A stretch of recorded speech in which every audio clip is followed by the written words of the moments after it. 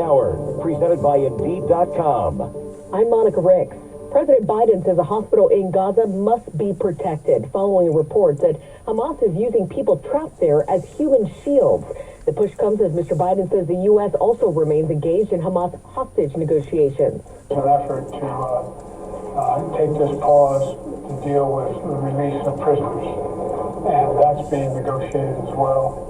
The Qataris are engaged, and so I remain somewhat hopeful, but the hospital must be protected. CBS's Cammie McCormick. Palestinian officials say Shifa Hospital is surrounded by heavy gunfire. The World Health Organization chief says it's not functioning as a hospital anymore. Civilians are rushing the wounded to another hospital. Supplies and fuel at Al-Shifa ran out 3 days ago.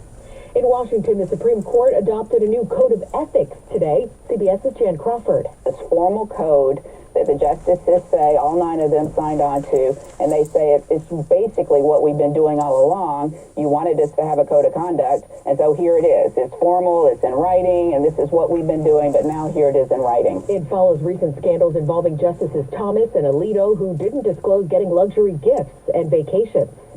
Secret Service agents protecting President Biden's granddaughter opened fire on 3 people trying to break into an unmarked SUV last night in Washington.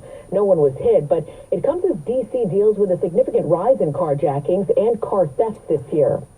Donald Trump Jr. was back on the stand in New York today in his family's civil fraud trial. CBS's Graham Cates.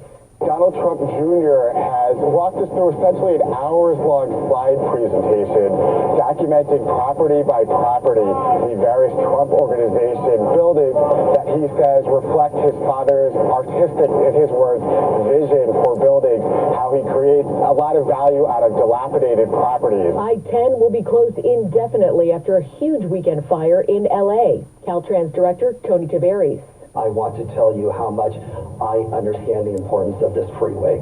My team will be working around the clock to get this reopened as quickly as possible and as safely as possible. Roads and skies will be busy this holiday season. CBS's Jim Crisula. AAA projects more than 55 million Americans will travel at least 50 miles from home for Thanksgiving. Mark Jenkins is a AAA travel analyst in Tampa, Florida. This has been a very strong year for travel. Despite various inflationary pressures, Americans still make travel a top priority. This is CBS News.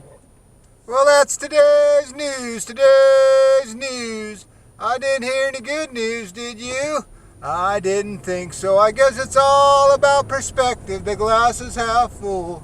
Well, as always, I'd like to thank you again for coming along with me on these Dashcam News adventures.